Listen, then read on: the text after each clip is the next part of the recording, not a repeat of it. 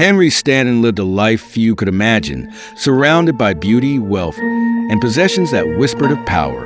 His mansion was a fortress of treasures, yet no walls could keep out the one thing he feared most: emptiness. But what happens when the things we own begin to own us? For Henry, the answer was waiting just beyond his grasp. It's not enough. There's more out there. I know it. It was an evening unlike any other. The kind of event where the brilliant and the wealthy gathered to flaunt their power and indulge their passions. Henry Stanton, a man who considered himself the pinnacle of both, found himself among them once more. The auction house was alive with energy. Glittering artifacts lined the velvet-draped walls.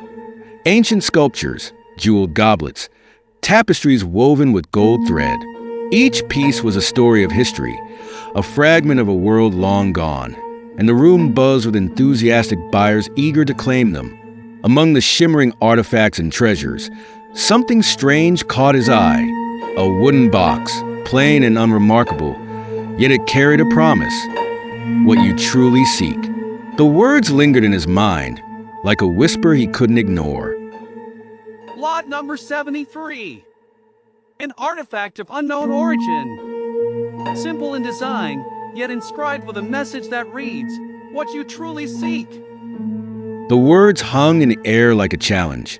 The room, once so lively, now buzzed with a different energy. Curiosity, skepticism, perhaps even unease. It wasn't gold, it wasn't rare, but it called to him. He leaned forward, his heartbeat quickening as the bidding began. Others joined in, though their enthusiasm lacked conviction. To them, it was a curiosity. To Henry, it felt like destiny. Paddle after paddle rose, but Henry's resolve never faltered. He wasn't just bidding on an item. He was staking his claim on a promise, a mystery he couldn't resist. With a sharp crack of the gavel, the auctioneer announced, "Sold to Mr. Stanton." Henry leaned back in his chair, a faint smirk tugging at his lips. The box was his, but as it was carried to him, he couldn't shake the feeling that it had claimed him instead. When Henry opened the box, he expected jewels, secrets, something extraordinary. Instead, he found nothing, just an empty space and a cryptic message. To gain what you seek, relinquish what you do not need. He laughed, dismissed it as nonsense. But the box had already begun its Mr. work. Stanton, the overseas deal is gone. The properties were destroyed in a storm, and the insurers are refusing to pay out. That can't be. We secured every safeguard. I'm sorry, sir. There's nothing left. Henry storms into his garage. Rows of pristine vintage cars gleam under fluorescent lights. He climbs into his favorite red convertible, pressing the start button. The engine coughs, sputters, and dies. Henry sought comfort in his prized possessions. His cars, sleek and perfect, had always been his escape. But that night, they betrayed him. One by one, the engines refused to start, lifeless in the silence. It wasn't just the cars. It was his world, inch by inch, slipping from his control.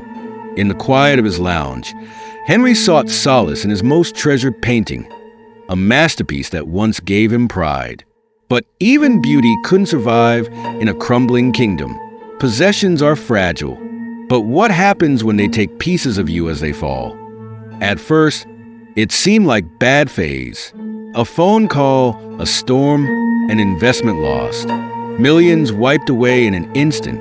But this was only the beginning. Desperate to reclaim his place, Henry invited the world back into his home. A grand gala, glittering with wealth and status. But even the finest chandeliers cannot bear the weight of broken foundations. Power is an illusion, fragile as glass. And when it shatters, the world turns away. Alone in the shadows of his emptying house, Henry turned to the box. Its words taunted him, daring him to let go.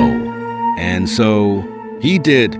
Slowly, piece by piece, he gave away what once defined him. And with each act, the weight on his soul began to lift. The box had one final secret, a key, etched with an address, leading him far from the world he knew. Deep in the woods, a cabin stood waiting, a place untouched by greed, a place of truth. Inside, Henry found a journal and a mirror. The journal spoke of another man, Jacob, who had lived the same life. The mirror reflected more than Henry's face. It showed his soul. The box doesn't just test your greed, it reveals your truth. We've lived this cycle over and over until we learn happiness isn't in having more, it's in needing less. Jacob was not a stranger. Jacob was Henry. The box had tested him, broken him, and now it would reveal him. When Henry woke, the mansion was gone.